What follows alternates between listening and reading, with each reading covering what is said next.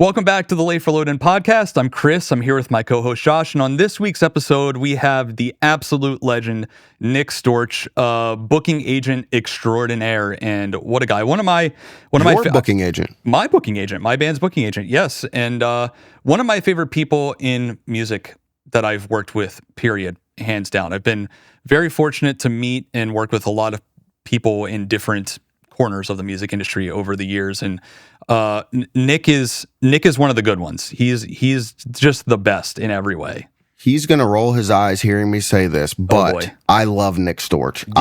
When I first met Nick had zero reason to be cool to me, and he treated me as if he's known me for 10 years. And even to this day, we work together and have one of my probably better friendships in the industry at this point. Just a what a dude. Love him. I love him. He's so easy to talk to. And you know, he's a guy who will just, you know, he'll randomly hit me with like, hey, have you watched this horror movie yet? Because he knows that that's something that him and I like both love. He's a person who's willing to he's not afraid to be buddies with the bands he works with, if that makes sense. Like the managers he works with. Like totally. Dude, just the other night, he texted me at like, I don't know, 6:30 my time, so it's 7:30 his time, and he said something, and then I responded and asked a question, and he was like, well, it's 7:30 p.m., so fuck you. Yeah.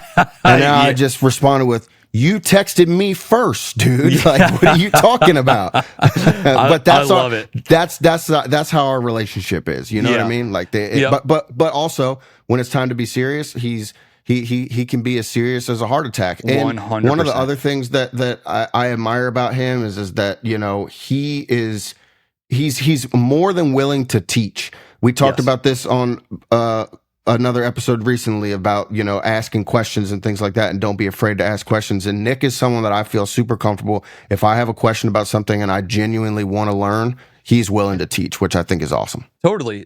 And another thing I admire about him that I think kind of ties into the 7:30 p.m. thing, even though I'm sure he was just busting your balls, but of course he was.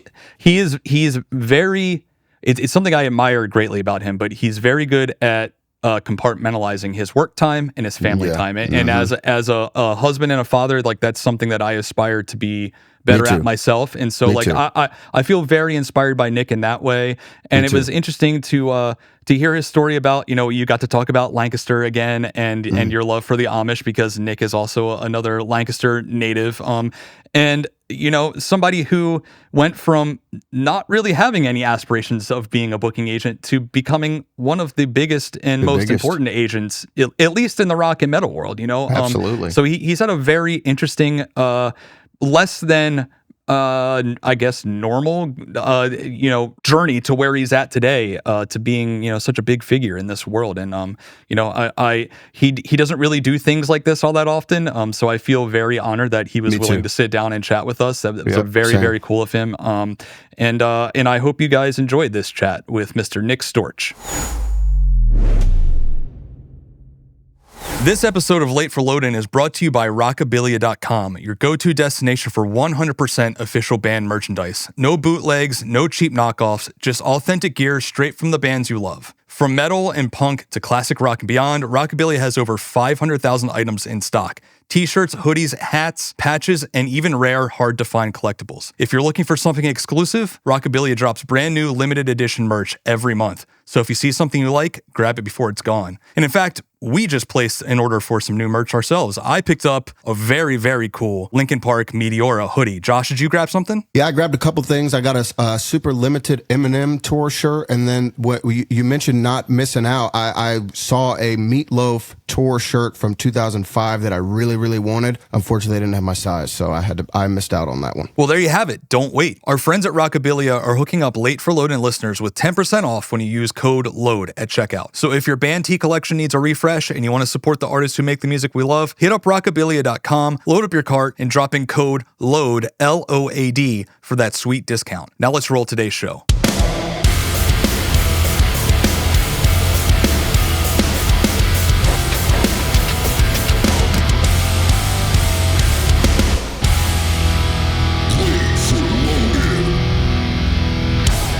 Mr. Nick Storch, welcome to the Late for Load In podcast. Thank you so much for being here, man. I really appreciate it. We were kind of just chatting a little bit about this, but I know that you're a very, you prioritize your time with your family, which I, as a family man, and Josh also as a family man, I can respect. So we're honored that you're willing to chat and give us a little bit of your time. I'm happy to be here. How weird is it to hear Chris we're talking normally, and then all of a sudden he goes into fake host mode?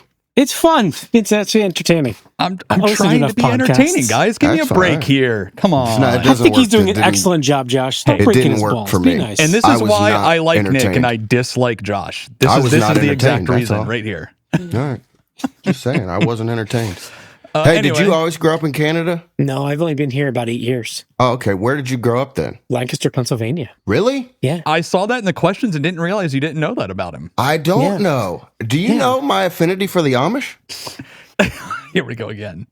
He's obsessed. He loves when anything Lancaster County comes up so he can obsess over the Amish for a minute. He's amazed by the fact that Amish people exist, I guess. I don't know. There's a lot of different cultures that I'm fascinated by, but two in particular that I can think of. I was just having a conversation with, you know Andy Snape? Yeah, of course. I was just talking to him right before this, and we were talking about the gypsies in the UK. Mm-hmm. They're fascinating, and the Amish to me are some of the more fascinating groups that exist in today's society. Really? All right. I mean, it is. If you think about how comfortable we are with all the technology that we get, all the amenities we have, and then you think that they're just living their best lives completely unbothered, not having that, like, that is pretty fascinating to think about. It's unbelievable. It is. It's probably less fascinating to me, and definitely less fascinating to you because you grew up around it. I spent a lot of time around it because of being in Texas and being in Ephrata all the time. So you're probably desensitized to the idea of it. But it is fascinating if you stop and think about it, I guess. If you listen to this podcast, you've heard this story multiple times. I was blown away at the fact that I was driving through Lancaster just a few months ago. Whoa. What did you just call it? Yep, he did it. Lancaster, is that not? No. Lancaster. I'm foreign. Okay. I got roasted at my very first Texas in July practice because I called it Lancaster too, and they roasted me. So... Yeah, I was driving through the city that starts with an L, and it was pouring down rain, and this lady is just on a horse and buggy with a blanket over her lap, just getting fucking pissed all over. No care. Yeah. I was shocked. Anyway. Yeah. I remember countless shows at the Chameleon where someone would call it Lancaster, and the whole crowd would correct them. Give him the correct yes. Enunciation. That was a big deal. You had to let them know. It's Lancaster. Lancaster. Yes, thank you. So Lancaster is more what the pronunciation is like. Lancaster. Yes. Yeah. Don't go Lancaster. That's in California, not Pennsylvania. Correct. Yes. Or the UK. So were you like Lancaster County born and raised then? Mm-hmm. Yep. I was there until I was in PA for the first 26, 27 years of my life. Okay. Stayed in Lancaster through high school. Went to college in Philly. Stayed in Philadelphia for a minute, but worked in New Jersey, and then moved to New York when I think around 26, 27. In the city. I moved to Brooklyn to work in the city. Wow. Yep. Against what I wanted. I did not want to go there. That's a drastic change. I don't blame you. That I like visiting the city, but the idea of trying to live there, it stresses me. It legitimately gives me anxiety just thinking about it. Well, I'll tell you, I didn't want to move there. But the first night we moved in Greenpoint, I stepped outside the apartment. After everything was in, I just went, this is home. And my whole life happened. Met my wife. My career started to take real root at that point. Well, before the 3 months when I took the job, before I moved into the city or moved to New York, I was commuting every day, Philadelphia to New York. And I'd get off the subway right in front of the David Letterman Theater. And as a 26, 27-year-old kid from Amish country, to look down Broadway and see Times Square, the David Letterman Theater, was just like, holy shit. I was there recently, and it was kind of like a cool moment to be like, wow, the theater is going to be gone soon for other reasons, but to still see it exist is pretty awesome to me. Why? They're getting rid of it? Well, Stephen Colbert. Yeah, they fired Stephen Colbert. or they're canceling a show. One of they fired him. Yes. Yeah. You know, we've had a couple Lancaster people, and we had Mr. Jeremy Weiss on, and then we've had we talked to Jake from ABR, who's not a native from there, but he lives there now. Has obviously spent quite a bit of time in Lancaster. And you know, you mentioned that it's Amish country, and you don't typically think of like punk rock and metal and hardcore and stuff. And like, how did you end up finding shows and getting into the like? Did you grow up in a musical household, or did you find it on your own? Quite the opposite. I remember when I was on a family vacation, my dad sold pools, and we went to California for 3 weeks, all throughout the state. It was right when Dr. Feelgood hit, and we didn't have MTV. And I remember the video and just being terrified, but absolutely totally intrigued. But I think let me go back, because it was a very specific turning point in my life. My sister and I decided to lip sync a song for my parents in the living room. That rules. I actually love that. That's awesome. I don't remember which one of them, but I think it was my mom looked at me and said, "That was really cool. Do not take this too serious." And it was almost like my brain at that age, like fourth grade, went, got it. And from fifth grade on, I mean, I liked Bon Jovi. That was the start. But then Dr. Feelgood with that video with the flames, and they're already full sleeved. That song is kind of scary, when you're 10, 11 years old. I mean, if you've never heard anything or seen anything like that before. But it's catchy, but it's called Dr. Feelgood, and Mick Mars looks still to this day pretty terrifying. It just changed the poor everything. Guy. Yeah. I know, but it changed everything for me. Yeah. So that record still to this day is one of the most important albums of my career, or my life. Was your mom saying don't take this too seriously as in music in general? Or, I think so. Okay. I think so. Back up a minute. What song did you lip sync though? I don't remember. That I don't remember. Okay. I'm going to guess it was Bon Jovi. Okay. I liked music a little bit as a kid. Like I remember when Michael Jackson's Bad came out. That was a cool record. But like Bon Jovi's New Jersey was like, all right, look at the hair. This is fun. Right. But then Dr. Feelgood, and then into Guns N' Roses. Yeah. And then Metallica. Yep. Black Album was like, it's intense. It's a little scary. They look like just fucking badasses. I can't even tell you if there was like a specific thing, but all of it was like this magic. And I never looked back. That's my whole entire life. It's the only thing I've ever cared about. I've had a plethora of hobbies, but that's it. Did you try playing in bands, or did you just go straight to the business side? Oh, you did. I played piano, and after my second year, my present for doing my recital was I could quit, which I was thrilled about, because I just didn't. To me, it was like the piano. It's not rock and roll. There's no tattoos. There's no fire. Yeah. And then as I got a little older, I get into grunge. And I really wanted a set of drums. My parents just weren't sold on it. So I had to like mow lawns for an entire summer. You had to earn it. I had to go to Drums, Etc. Yeah, classic. I don't know if it's still there. Yep, I went there every week to, put it down, put in more money down on my drums. Then I finally got them. And to my parents' credit, they'd let me play almost until bedtime, whenever I wanted. Incredible. So I just put records on, just rip, from Pearl Jam to Green Day. I have memories of going to the fair and like you'd win things, and I would just get Motley Crue tapestries or Guns N' Roses posters, and it was all Rip magazine, all that stuff.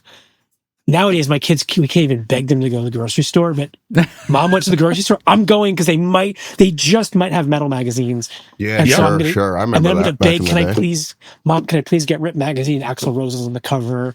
Or Mom needs to run to the mall to get something. And I remember wanting Ozzy's No More Tears, and my mom being like, wait, who? That guy bites the heads off bats. Right. The classic story. Or I remember when Guns N' Roses dropped both Use Your Illusions, and I wasn't allowed to I could only get one at a time. I still have the bug to this day. You bring up something that I think younger music fans will never experience, but the experience of going to a store and picking up a music magazine because there was no other way to learn about your favorite artists and, you know, upcoming releases and stuff. Like, that was everything, dude. I would go and I'd pick up AP, I would pick up Hit Parade, or I would pick up Circus. I would pick up Guitar World. Like, I was same as you. Anytime one of my parents was going to the store, I'm going with, because I'm trying to get some new way of consuming music, because that was the only way for us other than going to a show. But it was magazines and shows, and that was it really, till we had stuff like MySpace, really, that made it super easy to share that around. My room growing up was plastered in the Circus magazine. Me too. Circus and Hit Parade. Because, yep.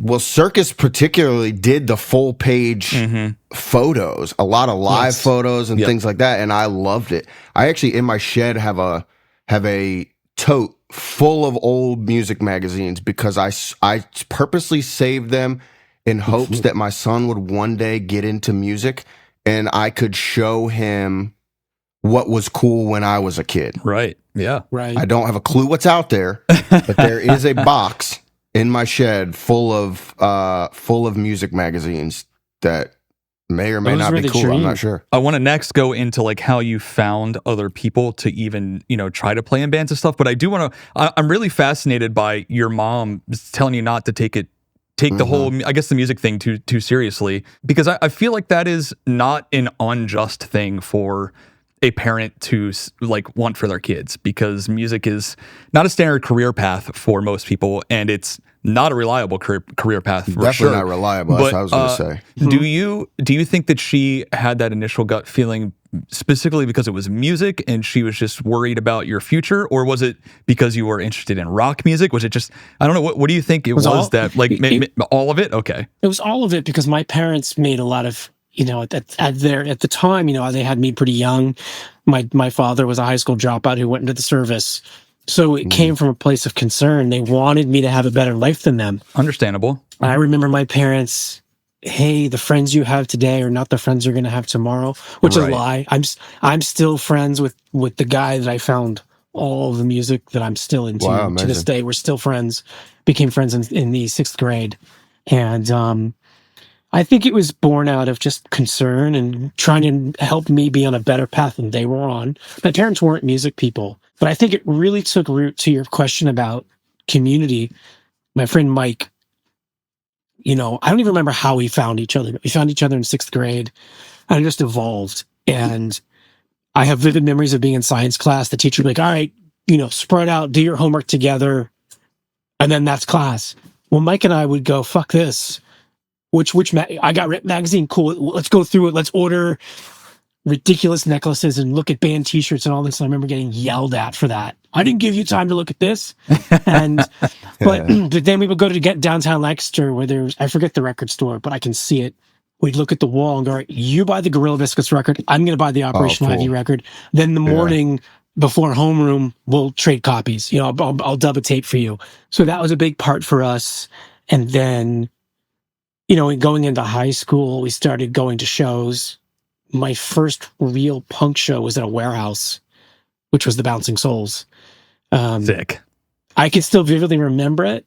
And then they came back 6 months later at the end of the year to the same location for the punk rock prom. It's still one of the coolest shows I've ever been to in my life. You know what's crazy about that? We had, you might even know him, but Bob Strakel, he's front of house for Slipknot. He's done events and stuff, but he started his career by a touring career by working for the Bouncing Souls. So I wonder if in some weird way we just had two guests on that crossed paths in the same place and had no clue early on in their journeys. Absolutely. Absolutely. I mean, I'm operating on 3 hours of sleep, so my recall is a little shot today, but just these bands and the connections that you have and the places you've been. But, you know, coming back to the beginning of the conversation about Lancaster actually had an incredibly vibrant punk and hardcore scene. Most people don't realize how many great bands came through town, whether it was at the Chameleon, you know, established club, or the fire halls in our area. Right. I saw so many shows at fire halls and VFWs. Were some of the coolest shows I ever saw in my life. It's interesting because I think back when I had my high school friends, But I also had my downtown friends, where I'd go to the record store and make friends there. So I had these two communities, and we'd all hang at Eaton Park, which doesn't exist. I think it's a mattress store now. But yeah, I just hopped, and then over time there was a little crossover with it. But there really was a vibrant community in the surrounding areas too. Yeah, which is like totally not. You don't imagine Amish country and think there is a crazy underground music scene here. It's they make a hell of a Boston cream donut, though. They sure do. They sure do. Those Amish markets are incredible. How was even going when you decided that music was going to be the route that you were going to ultimately go? Professionally or just personally? Well, I guess both. How did your mom feel about that? Well, there's a little bit of a gap here. Okay. So all through high school, just going to towards the end of high school, really. Going to lots of shows. I mean, I remember skipping a track meet to go see Avail up in Reading, Pennsylvania. Still vividly remember the show. It was incredible. I went to college just because I thought that's what you did, not because I had a vision of what I wanted to do with my life. I mean, that's what we all grew up being told you had to do. There was no other option when you grew up. And if you didn't, when we were growing up, if you didn't go to college, you were automatically a loser to like the mainstream society. I picked a college because it was expensive. I was like, I mean, it's good. Which was a total misnomer. Yeah, of course. My first 2 years were a joke. I just kind of skated by. I was just happy to live in Philadelphia and go see all the bands I wanted to see at the Trocadero Theater. I had easier access to all the shows. Yeah. And then my junior year, it all started to congeal. I got an internship at the Troc, just hanging flyers in the bathrooms for shows. I remember hanging up flyers for Papa Roach back when they first... No, the Last Resort hadn't even come out yet, or just was starting. So they were playing the Balcony Bar, which is 150 capacity. I remember being like, what a terrible band name. And I just didn't get it. I was like, Papa Roach. That's not to disrespect them, but because I was also at a time in my life where I was like, if it's not punk and hardcore, I have no interest. And then I went on to work at Magnet Magazine, which was more of an indie rock, physical magazine. And I don't even know how, but they actually really liked me there, even though I would show up in my H2O shorts and my punk rock t-shirts. And I just threw myself out when I had these opportunities. But the first 2 years is pretty, like I just was passing time. And even with my mom, I remember one, I was like, I think I might just quit college. And she had a meltdown because she didn't finish college. But then junior year, it all really kicked. I started working at the newspaper, doing album reviews and writing columns, and I worked at the magazine. I worked at the Troc. Then starting my senior year of college, or right before my last semester, I went to my boss at the Trocadero, John Hampton, who's still a promoter, who's still, without him, I wouldn't be where I'm at. He's like, you know what? There's this little agency out here. I'm going to call this woman. I'm going to get you a job, or an internship. I'm like, okay. In short order, I was already booking bands. I had 6 classes to finish because I had canceled one. I was the associate editor at the newspaper, so I was number 2.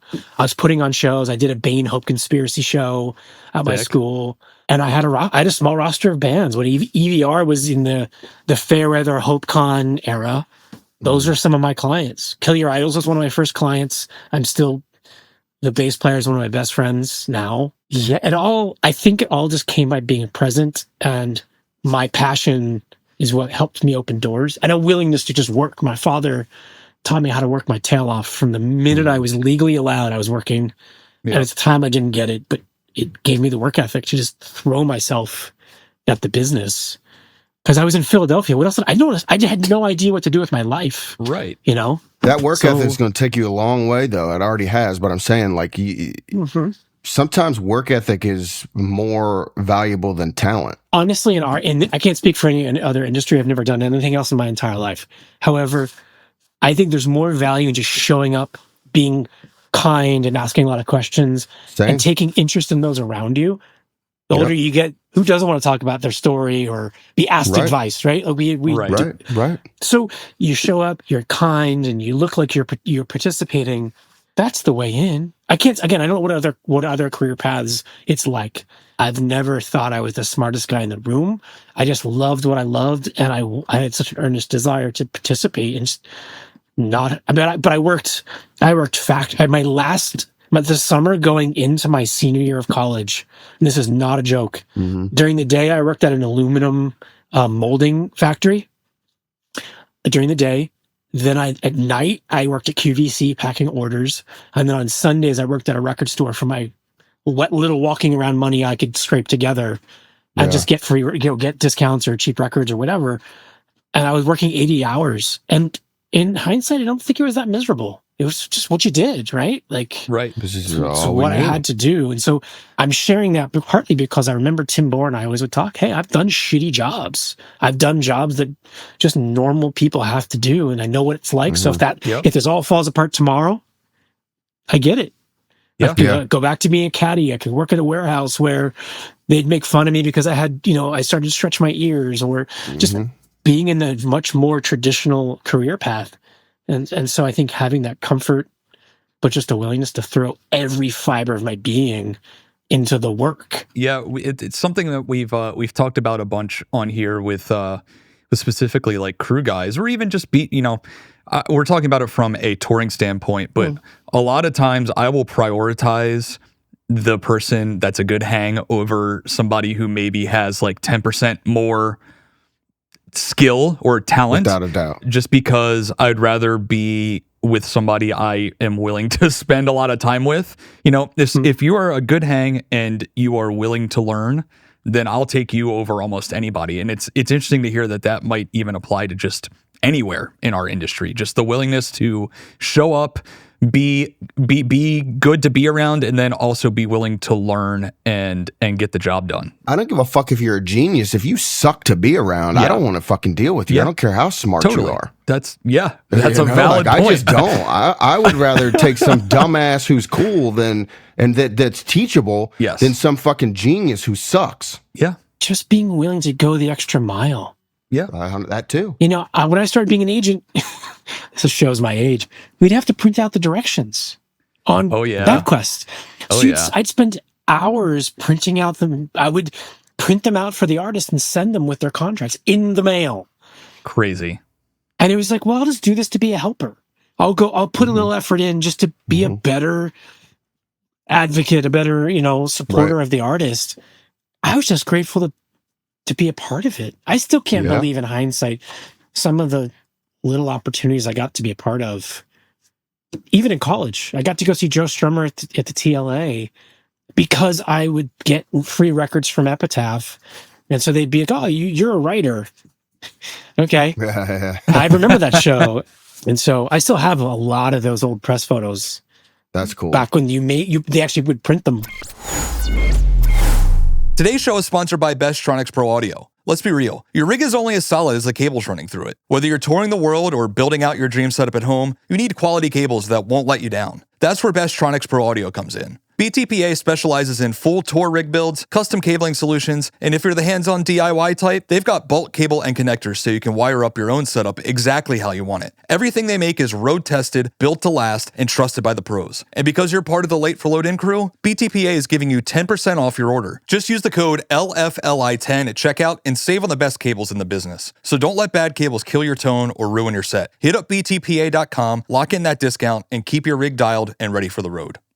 We all know that music isn't just sound, it's connection, it's healing, it's everything when you're feeling lost. That's why Late for Load-In is partnering with Heart Support, the nonprofit founded by Jay Klurs of August Burns Red to bring real, free peer support straight to you. Are you feeling down and need someone to talk to? Just text Late for Load-In to 1-512-647-2871 and get connected with someone who understands, someone who gets how music pulls us through the hardest times. It's totally free, totally judgment-free, and 100% about supporting you through the music we love. And if you're in a good place right now, you can be part of healing the scene. Heart Support is looking for volunteer repliers, fans like you, who want to help others through the power of music. You'll be trained to support fellow fans who are struggling and join a community built on connection, mental health, and the music that keeps us going. And again, if you need support, text Late for Load-In to the number 1-512-647-2871. If you want to be support, sign up at heartsupport.com/volunteer. Together, we're making this scene stronger.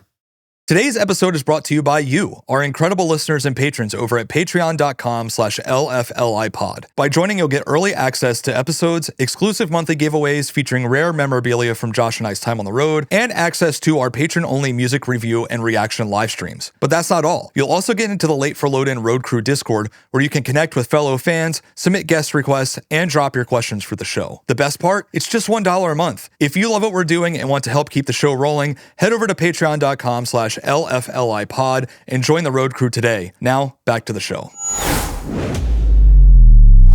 When you started like finding work in music, did you initially have any interest in being an agent and booking shows and tours, or was it just because it kind of like fell in your lap? Yeah, that was the thing that came to you. I was just happy to have a job. I didn't know what the business. I literally was hanging flyers and cleaning out the old poster room and just being around. Like, they started to realize I liked the music and I had a beat on what was cool. Like, I remember when they did the Bouncing Souls H2O East Coast Fuck You tour. Part 1, now Part 2 is happening all these years later, which is wild. Right. But I just took whatever opportunity came down the road because I didn't come from a family of any connections. Philly didn't have much of a music business, so I just was thankful for any opportunity. And then I'm in my last semester. What else was I supposed to? I didn't know what to do, how to do it. I was an awkward, quiet, straight-edge kid, just happy to be a part of it. I've never done anything else. Knock wood. I hope I never do anything else professionally. I've never been anything else. Something told you had to figure out how to get into music. Maybe you didn't know what it was, but something ultimately, like, this was the choice. This was the path. Yes, because I didn't like anything else. Yeah. Relatable. Legitimately, to this day, everything comes back to music, and anything else I've been into is 99 times out of 100 a passing phase. Because everything just comes back to music. I tell my therapist all the time that I'm so fortunate that my passion helps inform my career, but in a very wholesome, like, if I'm going to read a music book, which I'm going to learn something. And then I might be able to steal some little tricks and apply them to professionally, or I get into a new artist on a personal side. I have no grand design. I didn't go to school to be in the music business. I got a bullshit communications degree because I thought that would just buy me time to figure it the fuck out. Yeah. So I almost couldn't possibly relate to that feeling anymore. And I'm very much the same way. Did you go to college, Chris? No. Okay. No. In fact, I was supposed to go. And about a month out, I literally told my parents, I'm going to stay here and get a job and be in a band. Now, luckily, my parents were very understanding that I bailed on college a month out. But yeah, I didn't go.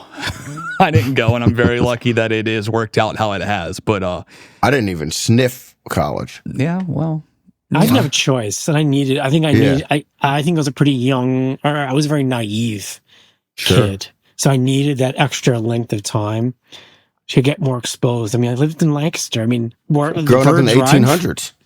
Exactly. We didn't have the internet. Some of them still are. Yeah, that's right. To tell you. That's right. Yeah, but I didn't know any better. It wasn't even for lack of having. I had no plan.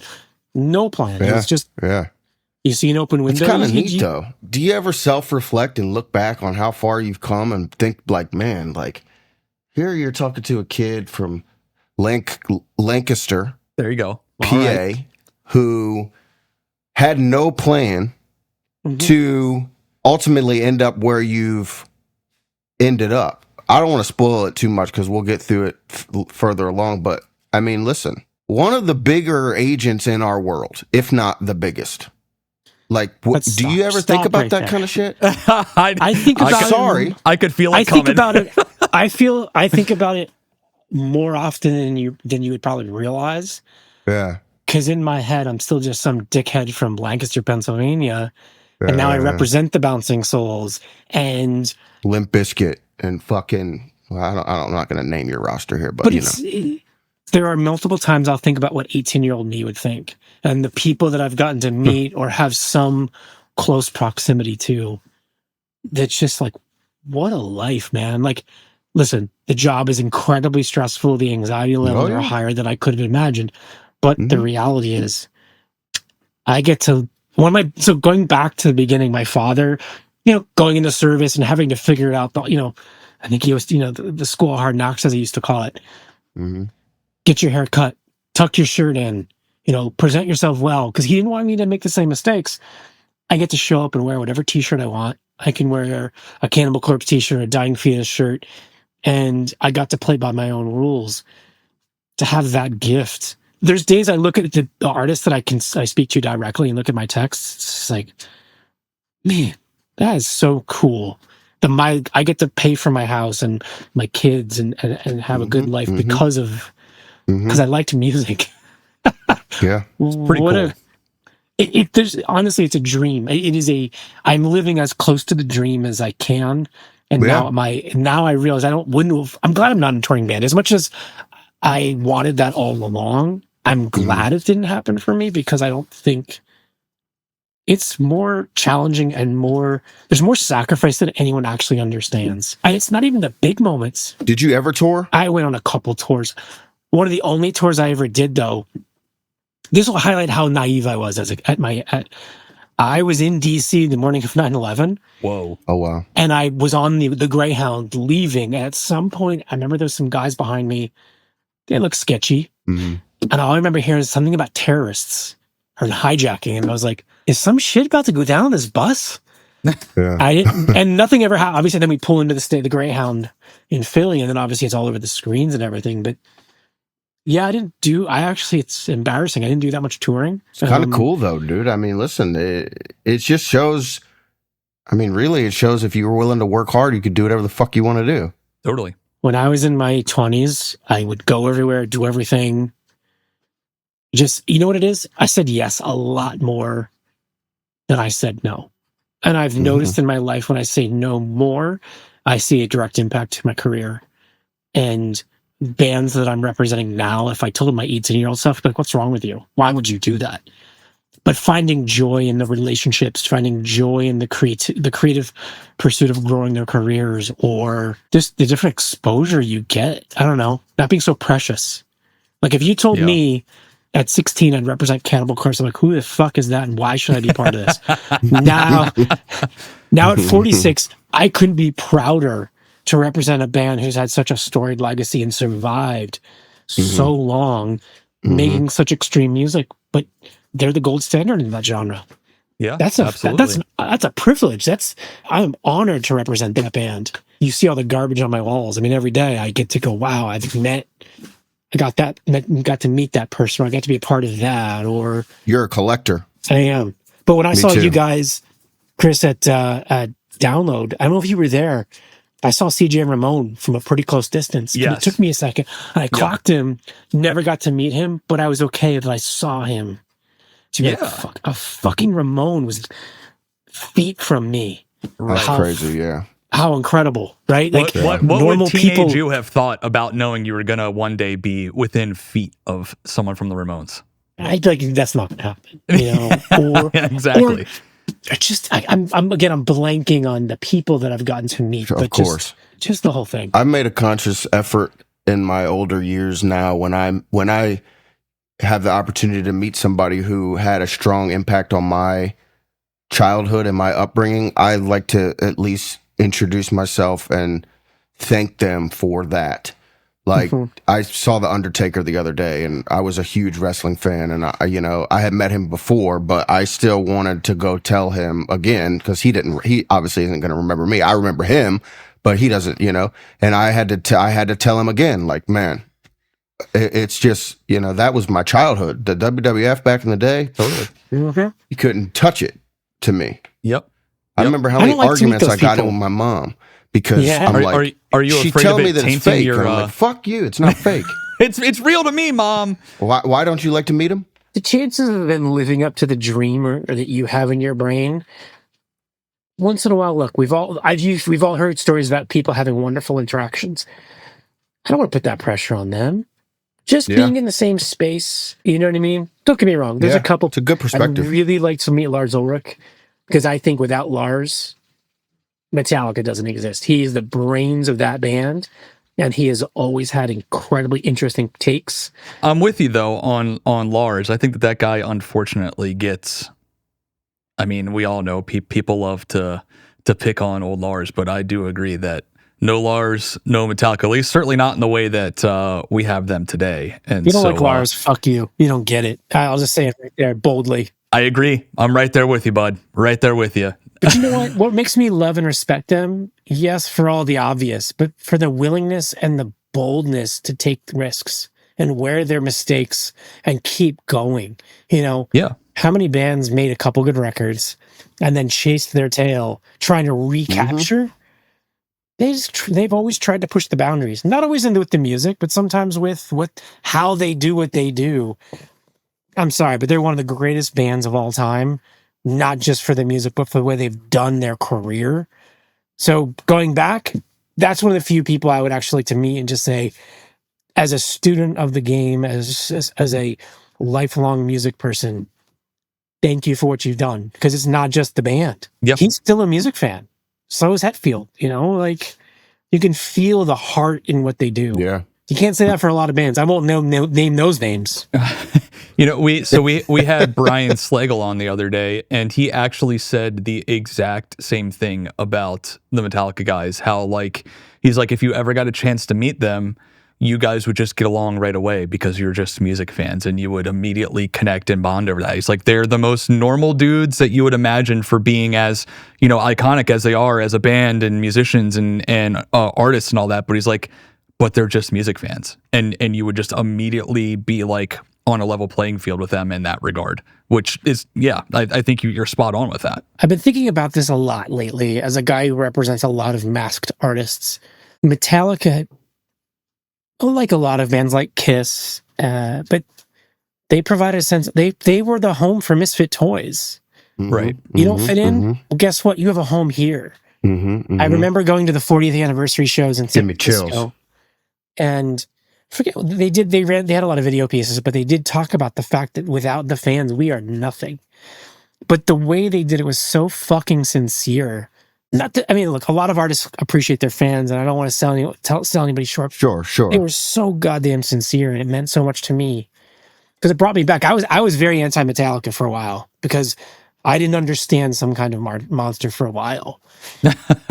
I get it. When that came out, I tried with every ounce of my soul to defend that record to my death. And I've come to say that it's just not a great record, but I understand why they had to release it. They as human beings needed to release the record, but I would personally stop short of saying it's a good record. We're not having that debate here. That's fine.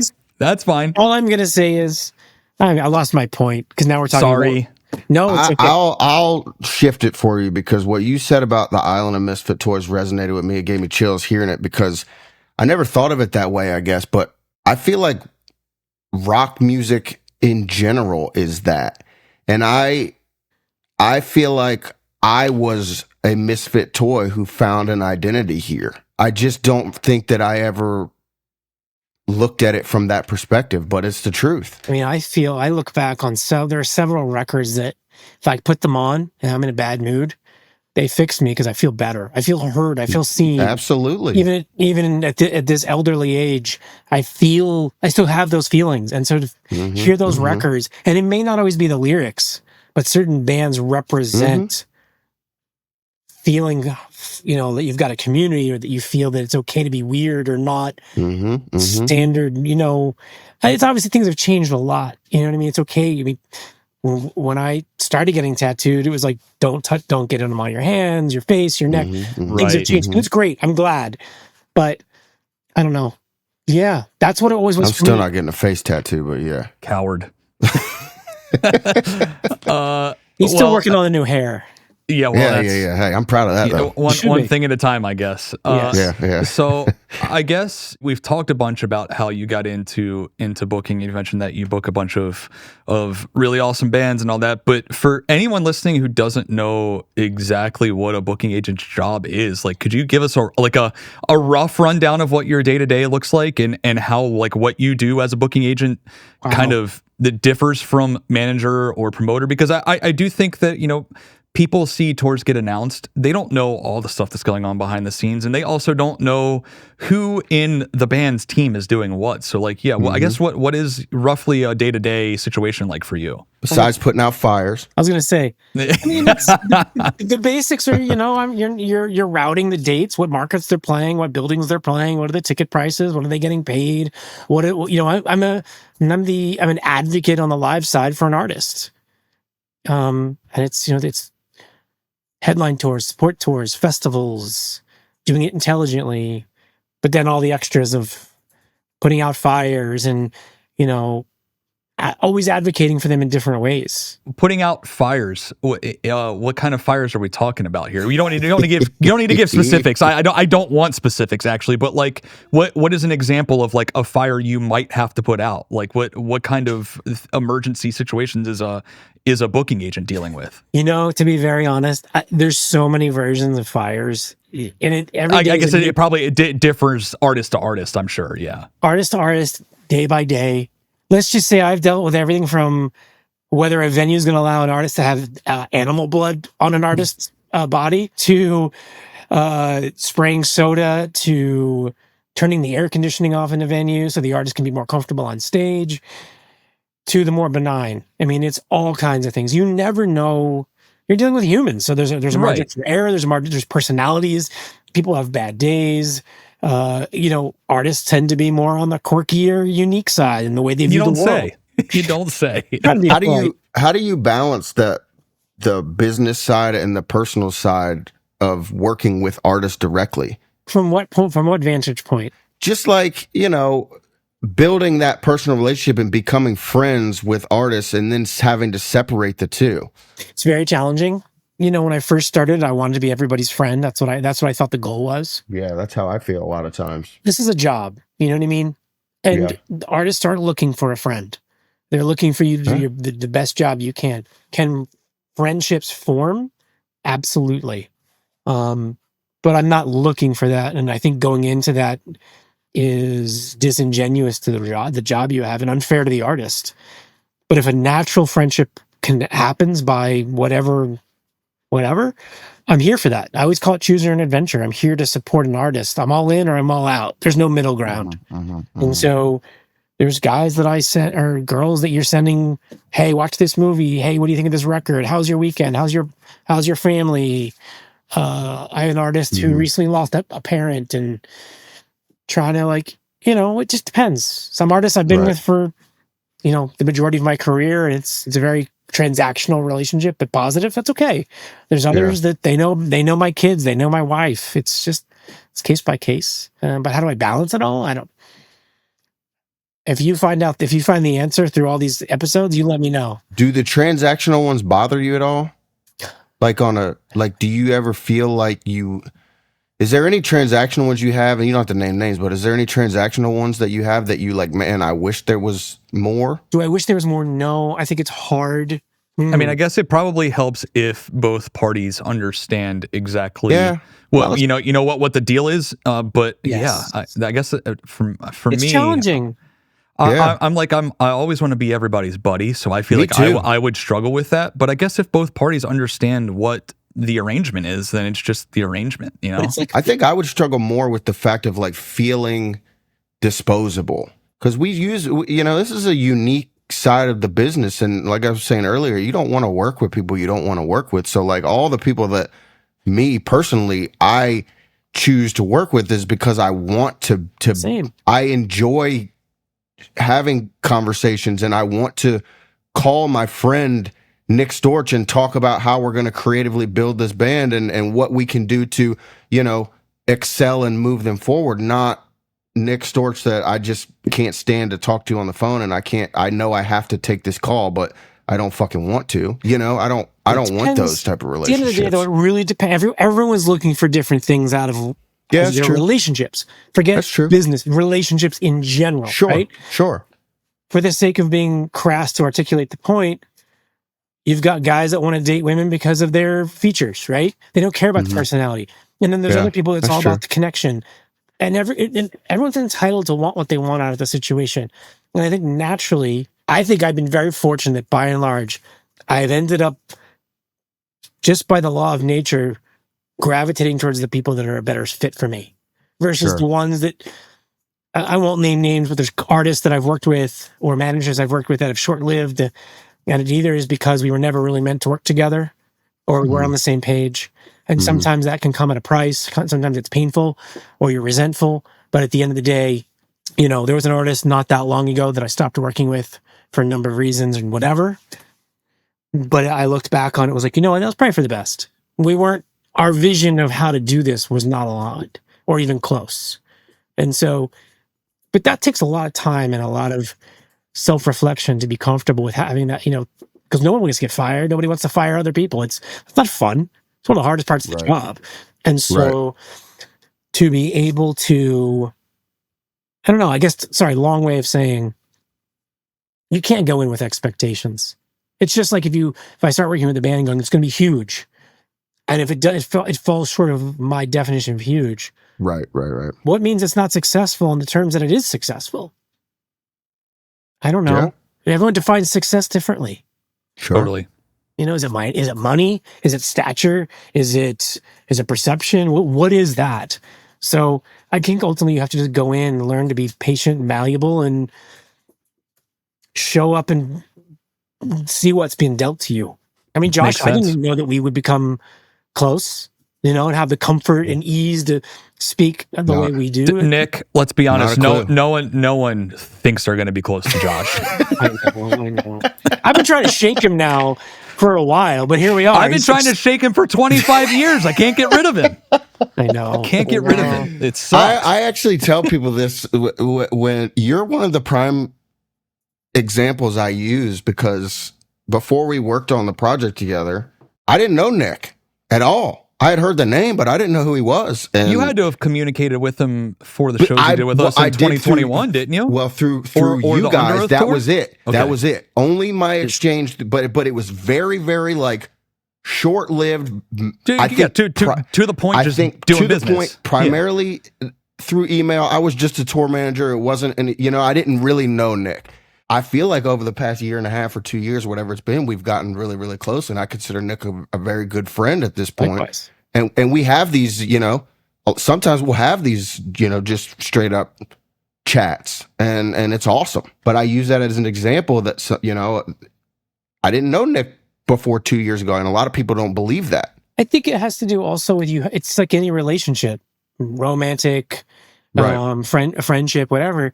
You have to be vulnerable. So when you're if I'm working with a new manager, you got to feel out the relationship. What are they looking for? Is this just transactional?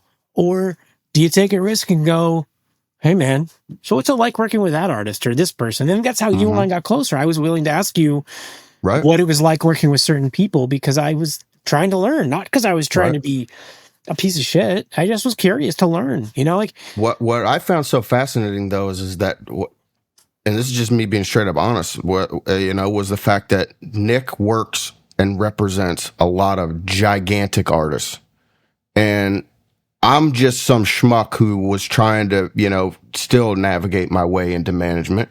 And he was more than willing to give me the time of day and, get to know me as a person. We are kind of cut from the same cloth, and we have that similar work ethic where it's like, by any means necessary, it doesn't matter what it's going to take, we just need to do it.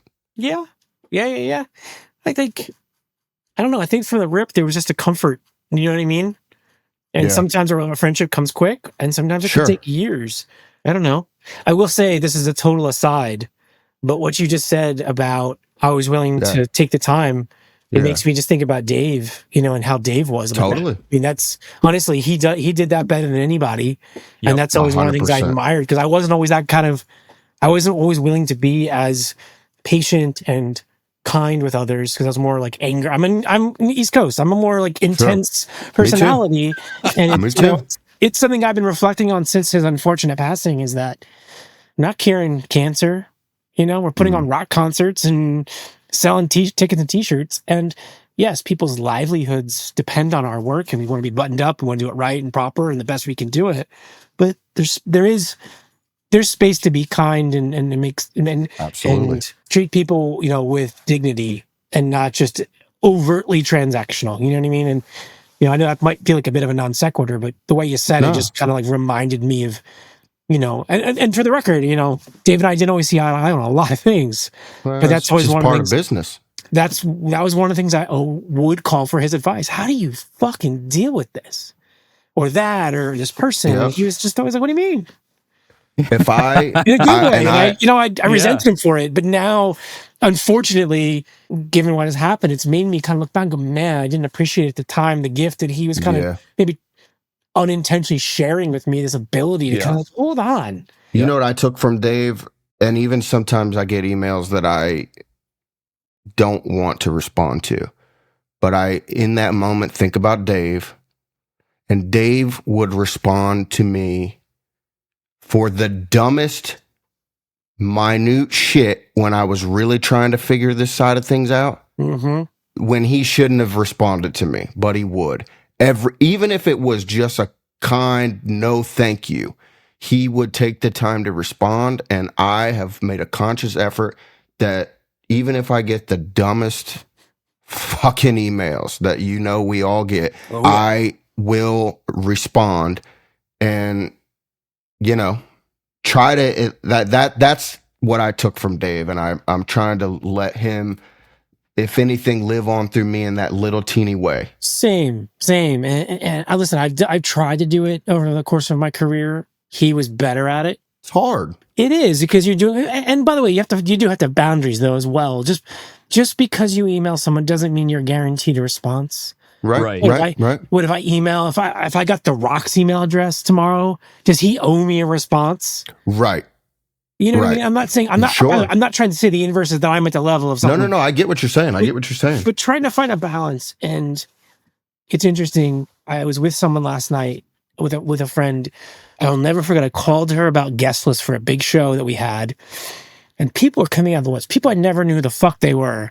Had the nerve to ask for not like a ticket, multiple tickets. And I never met them in my life. Naturally. And I actually called her. I said, "What do I do?" And she's like, "What do you mean, what do you do?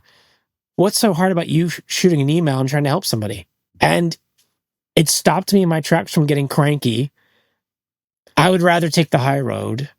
By the way, I'm not always good at this. I've been very bad at this over the years, but I'm trying to do better. And I guess what I'm saying is bringing back is that Dave was better at it than a lot of people. And so since his passing, I've tried to do better. And I'm not getting it right all the time, but taking the time to at least pause. It's happened to me a bunch lately with this big tour going out there right now that I won't mention. But you know what? Just because I don't know somebody, but they make the request, maybe make their day. Maybe pass it on. Do something nice. Because you never know where you might meet them and they say, "Oh my God, you have no idea what that meant to my friend, my child," or what have you. And by the way, it's a good perspective. Saying that I'm better for it. It's just more of like, as challenging as the world is today, Dave was good about putting out good energy. I always hung up the phone. The guy's just, not to keep banging on the same topic, but God, he was so good at that. Is he ever going to be pissed? Like, what is it going to do to be like, how do we make him not be nice? Right. Dave, be mean. Damn it. Yeah, it's a good point though, because it is, we are in a unique place where we have the ability to help people in that regard. And to your point, you never know what somebody could be going through. And what if that ticket and +1 to Warped Tour really did something magnificent for them? Their mom just died, whatever it might have been, and that just changed their entire world. We've all kind of expressed on this, like the kind of impact that music has had on us, like how it's made us feel like we belong somewhere, and it's like maybe we're just jaded because we're so it's so close to us. It's right here every day. And you don't, all day, every day. And you don't realize what a gift it is. And you wake up and random people want things from you every moment of every day, from the minute you open your eyes to the minute you go to bed. But it is a gift to be a part of this. It is a gift to help artists, try to achieve their goals. Yeah. I think it's awesome. It's true. And it kind of has opened my eyes to it too, because I do get frustrated when it's like, man, I haven't heard from you in 2 fucking years. And it's not even a, "Hey, how you doing? Can I get 2 tickets or can I get 4 tickets to the show at it's like, man. All right, hey, I'll just be over here fucking myself. No worries, but I get you the tickets, no problem. You know what I mean? Like, yeah, but I do feel like this is a really good reminder of like there's enough negativity and shitty attitudes and shitty people in the world to just like take a beat and just do something nice for somebody, for God's sake. You know what I mean? And by the way, shitty people, that's never going to stop. That's going to happen until the end of time, until the humanity 100%. ceases to exist. But, I guess just to close on that part, it's just like, we are all fortunate. We get to look like a bunch of goofballs, but still be a part of something cool and help bring good into the world. Like I said, Dave was really good at that, and I'm kind of trying to strive to kind of match, get close to what he did, because he was really good at that. You know what I mean? Because I wasn't always good at that. I was always resentful and angry and comparing myself. And what does that get you? It doesn't get you anywhere. By the way, I also should say for the record, I am close to have this figured out. But you know. Right. I want to ask you more annoying booking agent questions. All right, bring it. I'm curious from your perspective, what goes into building a successful tour? And obviously, like, a ton has changed in the touring landscape over the past, decade or so. I mean, it's so much more expensive to tour now than it was when I first started doing it, And so, like, that's obviously the price of being on the road is higher than it's ever been. Like, coming out of COVID, obviously everything was way different after that. So, like, what do you think goes into putting on a successful tour? And, like, how much of that is different from a decade ago, or even 5 years ago pre-COVID? Like, I don't know. What is the most successful formula in your mind? There is none, because every artist's intentions and purpose is different, as is every tours and every show's intention. It's hard to answer that so specifically or at all, but I think it's super important I feel to do this job, talk less and listen more. If I'm pitching an artist, I think it's important to, before I come to the party with my bullshit of what I think and feel and think you should want, what do you want? I don't have to get in the van, the bus, the airplane, whatever transportation you're talking, and be away from my family. If I'm traveling, I'm gone for 2 days, 3 days max. Yeah. I'm not gone for a month at a time and missing out. Forget the birthdays and the big stuff. What about those little moments where your kid looks at you and says, "Dad, I love you," out of the blue? That will just be like, that could carry you through a week of nonsense. Right. You miss that. And I understand that. So my point is, I can't really answer it specifically. I think it's about what your intentions are, what the vision is, what are you trying to achieve? What are the goals? Identify those first and then work backwards. In terms of the financials or the challenges that we have, I don't know, how really is that any different? That's always been a problem. Of course. Yeah. You know what I mean? So I think it's about understanding the moment you're in and how. I'll go back to Metallica. Chris loves that. I do. Think about, I've talked about this with a couple artists before, but like, and I don't know anything, I have no inside baseball, but do you think when they did Summer Sanitarium, they liked all those bands? Doesn't matter. For the sake of argument, let's pretend they didn't, but they were intelligent enough to go, you know what? This is the zeitgeist. Let's put all these bands in a pot and then let's go fucking tell the world we're a stadium band. So they figured out their objective was to be a stadium band, and they worked backwards. So, but success is different, right? Is success that you're a stadium band? You might lose your ass. You might come on with nothing. Does an artist like Lady Gaga actually make money? Honest question. I don't know. That's a great question. Between costumes, how many trucks does she have out there? How many crew are out there? What does rehearsal cost? What is a startup to create? The whole show. The physical. It's a fantastic question. So I'm not dodging the question. It's just so specific to each artist. No. And identifying what their idea of success is. Or as a team, band, manager, agent, business managers, what do we want to achieve? Let's identify it and then go from there. But again, Chris, you got to go travel in a tour bus and be away from your family. You identify what success is. And then your team should architect it based on that. Now, it's our jobs to go, actually, let's sprinkle a little dust on this and make it 10 to 15% bigger. And then there's obviously the outside factors of how the marketplace responds. That's the one thing none of us can fucking control. Totally. Who would have thought? I mean, look at all these artists they're having more success. Cannibal Corpse, they're bigger now than they've ever been, in my opinion. Yeah. Who would have thought about almost 40 years into their career or whatever, however long, a death metal band singing "Fucked with a Knife" is doing the business they're doing. How cool is that? It's pretty wild. I mean, a lot of rock bands are having that right now. I feel like this far into their super far into their career. But things have changed so much. There's so many more. While we don't have the monolithic channels, radio doesn't have the power it was had. MTV isn't a thing. We don't have the critics who, if so and so said you're great by on a Friday night, by Monday morning you're putting arenas on sale. It doesn't work like that anymore.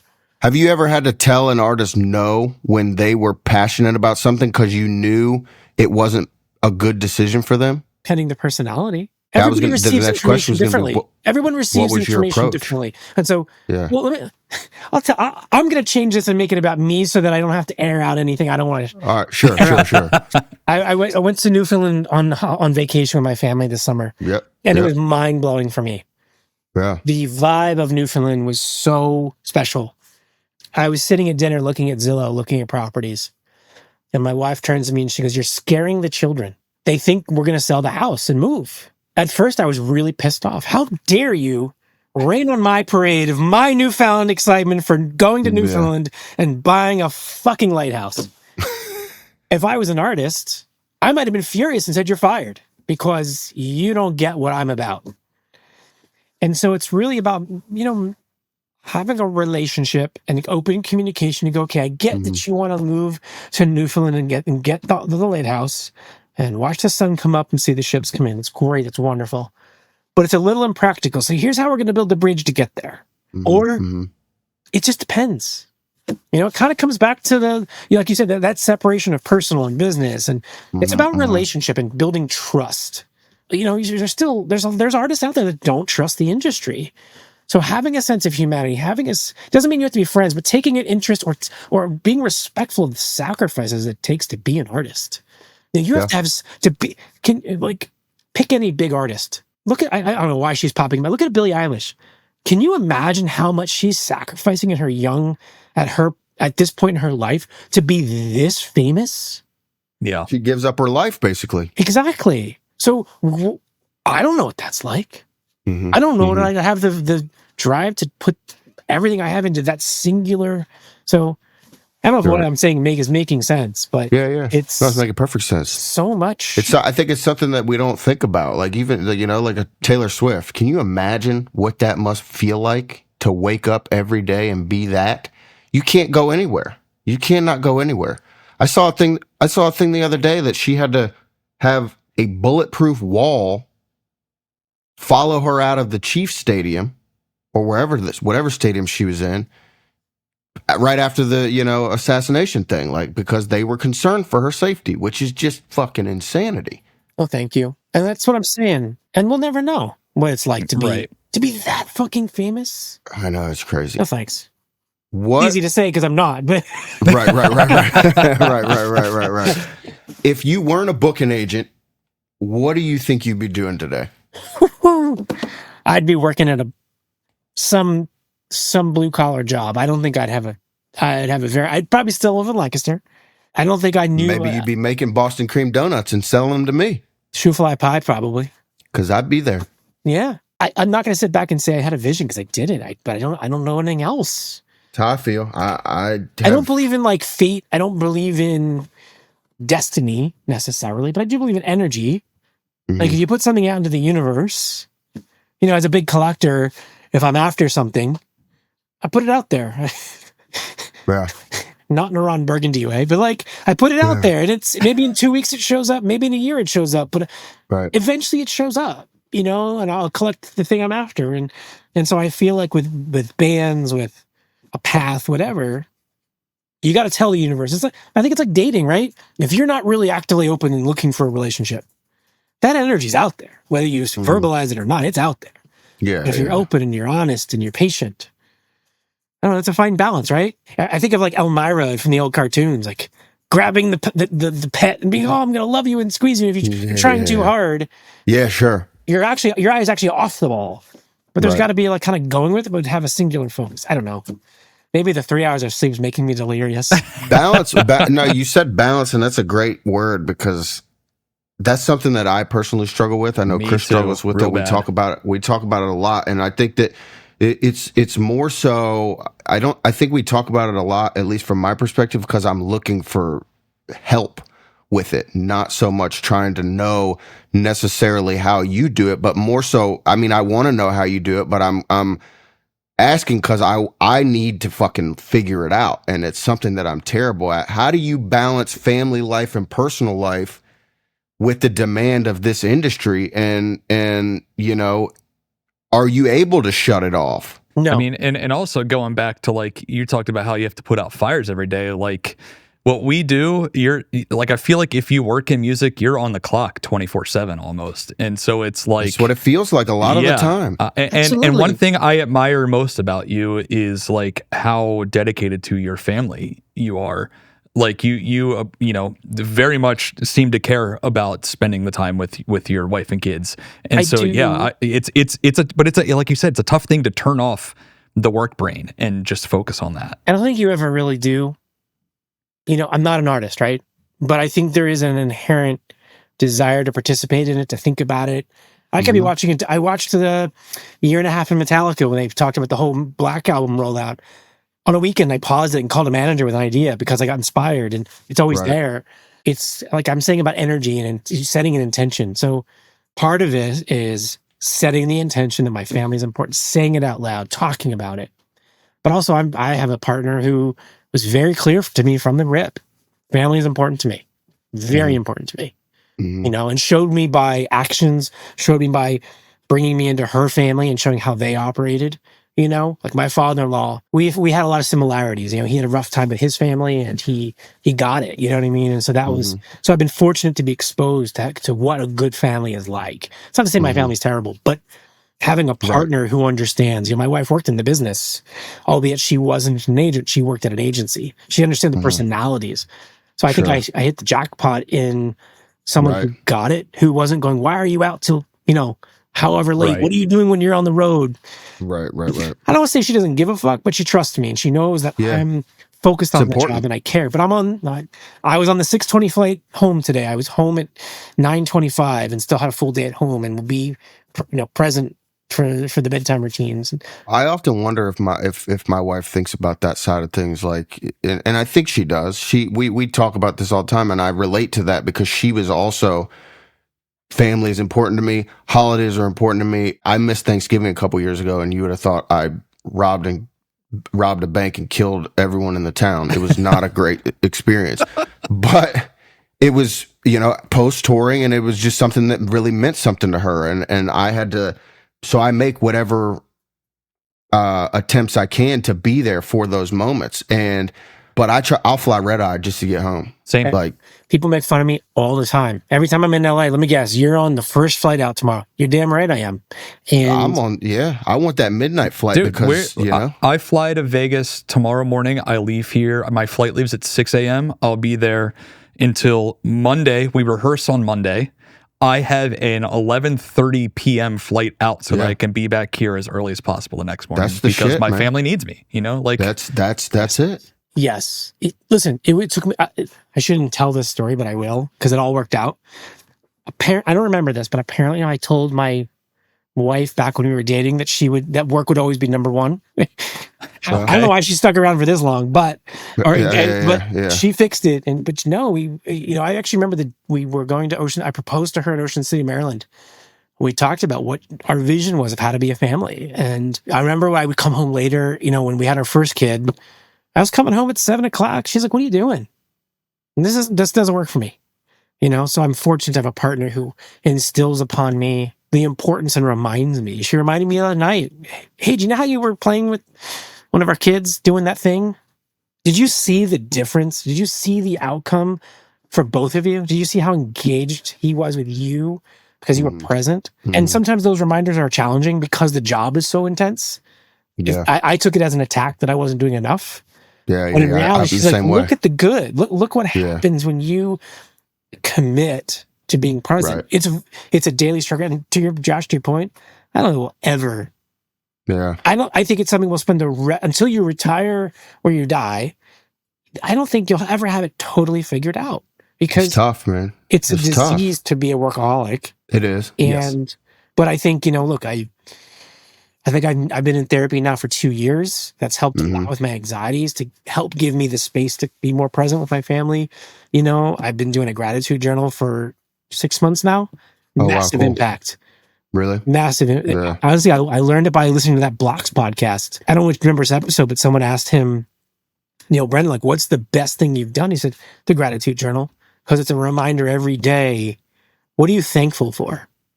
And my therapist backed it up and said, your brain is hardwired to look for the bad. You know, like if you're out in the woods, where's the threat? Where's the snake? Yep, that's me. But if you're taking the time to identify, every day I write down 3 things, and it could be as simple as, I had a really good conversation with so-and-so, or I snuggled in bed with my child, or we had a double rainbow at our house a couple weeks ago. Yeah. I know it sounds corny because of that, the double rainbow guy, but I'm not gonna lie, to see it in person was so special. It's cool, right? Yeah, it's very neat. cool. So I've seen one before. Write that down, and then be able to reflect. It helped immensely to try to find that balance better. Do your kids understand what you do? A little bit. Your son's favorite band is Sabaton, right? I feel like I've seen you post pictures of him dressing up like the singer. So the funny part about this is my oldest son was really into World of Tanks and that stuff. And I came home one afternoon. I came upstairs one afternoon. He was watching a video. I was like, "What is that music?" And it was Sabaton. And he was already way in. I was like, I work with that band. He's like, "What?" And so his connection was all pure to himself. Yeah. But then when I told him that I worked with them, his head exploded. Then when they came to town, we went up to Montreal because they were playing at the small arena. And he had his outfit. We shaved both of their heads to look like the singer. And we got their picture together with the band. And that's cool. Yeah, that was special. Unfortunately, the older one has moved on to other things. Yeah. But my little one actually will ask for a mohawk. Yes. Fairly often to mimic the singer because he wants to be like Yoakum. That's so sick. It's awesome. I wish, Did that win you some cool points, though? Taking him to the show and getting him to meet the band and then realizing that you work with the band? It had to have, right? Come on. Totally, a little bit, yes. But I will tell you, taking your child to their first concert and having it being in a box, don't do that. Yeah. Because now there goes to a box. I'm like, no, we're going to stand on the floor. Yeah. I don't want to go.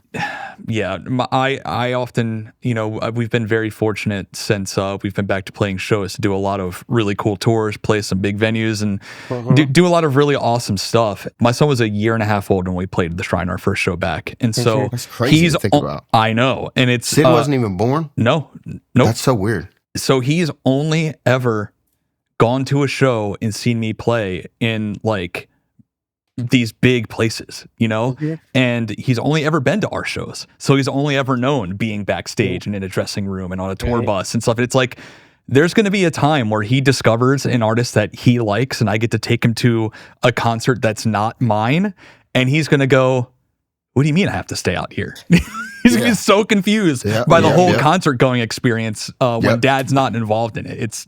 I'm very interested to see how that plays out, actually. Me too. I'm kind of preparing myself that my kids will not be music people because they've been my wife is just as much of a fan as I am. We don't push it, but it's very, very much exposed to it, whether it's, my band shirts and what's in my office and what's in our house. Yep. But I'm hoping by osmosis as they continue to age, instead of them trying to like things because they know we like them, I'm hoping they'll slowly figure their own thing out. But my youngest, so the Ramones are one of my favorite bands, and I got a Too Tough to Die poster, and he was like, I want that in my room. And I was like, okay. Say less. Exactly. And I've once in a while joke, I'm like, I kind of want that back. He's like, no. I'm like, I keep saying that. I don't actually want it back. I want this to be a core memory of your childhood bedroom that was there. Yeah, for sure. Well, speaking of your love of collecting and stuff and your posters and all that stuff behind you, the last question I have for you before we jump into our day sheet round, which is just our lightning question round, but I know this about you, but what are some other hobbies you have outside of music that you do to like kind of take your mind off of music and obsess over something else? It's something you and I connect over, and I'm hoping it's what you're gonna give me right now. My massive vintage shirt collection in my basement? That's not it, but I do like that. I was hoping you were going to say horror movies, man, but it's okay. Yes. I mean, it's honestly, it's horror movies and shirts. Yeah, I'm so, well, the horror thing is a recent thing for me, as you know. It's a recent thing for you? I've only ever known you to be big into horror movies. I got into it from Terrifier 2 when there was all that promo about people throwing up in the theaters. Yeah. I was like, what is this about? Because I wasn't as a horror person at the time. And now some friends were like, I think you should stay away from this. It's really rough. And you know what that means. And then I have to watch it. Yeah, naturally you have to watch it. Yeah. And I loved it instantly. And so I've gone headlong into it. Now my oldest is starting to get into it, which is great. Yes. Oh, that's cool. All by his own choice. None of it's being pushed. But yeah, I love horror movies. I'm from all kinds. I love the more heady A24 stuff. I like the old stuff. Speaking of you, when I saw you on the last tour, you told me I should go see Weapons, and we had an off day the next day, and I did, in fact, go see Weapons in a theater completely by myself, and it was awesome. So thank you for telling me to go see it. It was incredible. I just rewatched it, and I thought it was better the second time. I have a feeling it's one of those movies that when you watch it the second time, you realize like so many extra tiny details you missed along the way that the second time you know what to look for. I'm excited to see it again. Good suggestion. Yeah, I never even heard of it. Dude, see it immediately. It's genuinely, it's probably one of the best. It's tough to call it a horror movie because it's almost kind of comedy-ish. It's like a dark comedy, maybe? Don't tell him anything. Go in as cold as you can. I watched, I'm not a crazy big movie guy. Every time I watch movies, I fall asleep. I gotta go, guys. But as if we needed anything else to be disappointed in you about. Here we are. I did recently watch The Sinners, and I thought it was a fantastic movie. Did y'all watch that? Yes, Sinners is good. We watched it on this. We watched it on this last tour. You gotta watch it. It's really good. It's better than I could have expected it to be. Honestly, it's very good. All right, I really enjoyed it. I'll watch it. I'll watch Weapons. You watch Sinners. I'll watch Weapons. We'll meet back in the middle. We should do the lightning round because then I got to go up for dinner. Speaking of balance. Yeah, exactly. Totally. Perfect. Totally. So yeah, day sheet, lightning round. I'm just going to throw questions at you. Hit me with whatever comes to mind first. Okay. First band shirt you bought with your own money. Bon Jovi, New Jersey. Let's go. I got a copy when I got into collecting. I made sure to have one. That's incredible. I wore roller skating every Friday night at Overlook roller skating place. That rules. Coffee or tea? Tea. Oh, well, Nick, we might have to have a conversation about your employment with the Ghost Inside. Coffee makes me want to barf, literally. Oh, wow. Wait till I tell the guys in my band. We're going to have a talk. Moving on. Dream venue you haven't booked an artist in yet. I've done the Ryman. I've done Madison Square Garden. I've done the Forum. I'd like to do the Hollywood Bowl. That's not super. That would be cool. You've done Red Rocks, right? I've done Red Rocks. I'd like to do a stadium. I want to do Wembley Stadium or Yankee Stadium. Yankee Stadium's tough. They don't take a lot of concerts, but like... That's only a matter of time with some of the artists you work with, I think.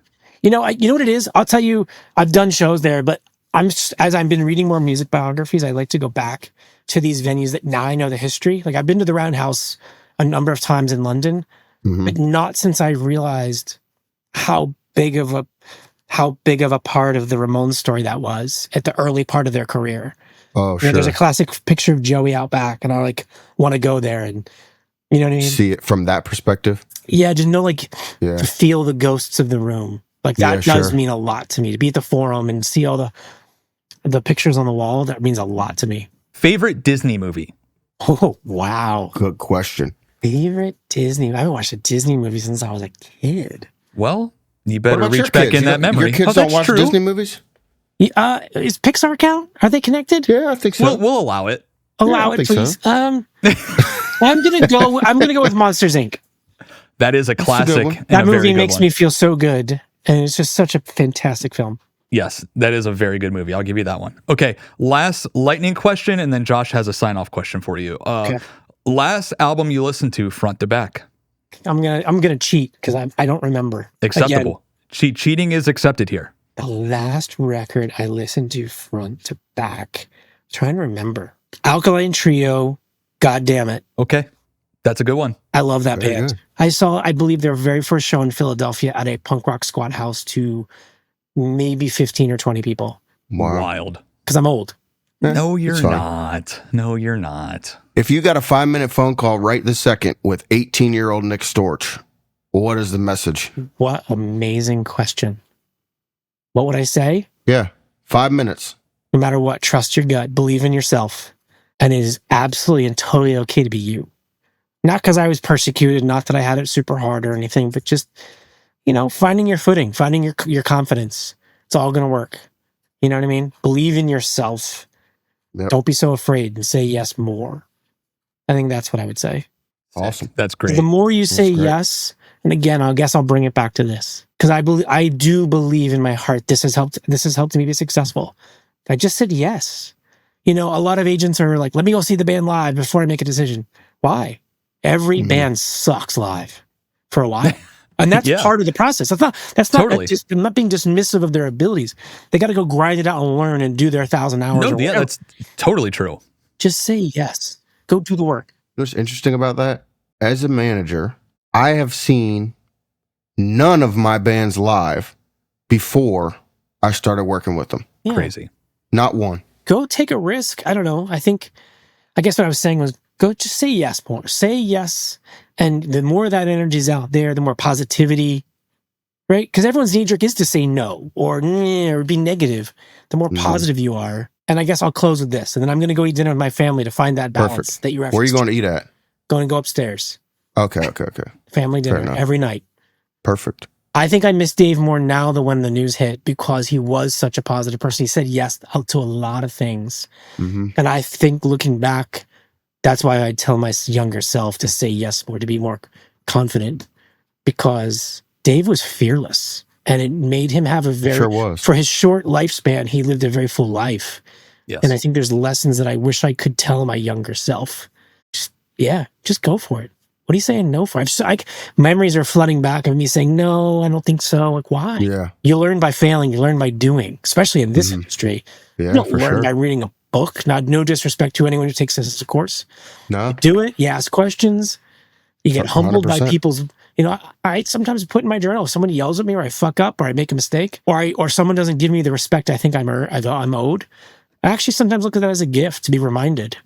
I don't know it all. Yeah, this has been incredible, and I think that's probably one of the best answers to that last question we've gotten out of all the episodes we've done so far. So thank you for that, and thank you for your time. I appreciate you both as a friend and someone who works with my band, and tell your family that we appreciate you, or appreciate them giving us some of your time. It's been awesome, man. Thank you so much.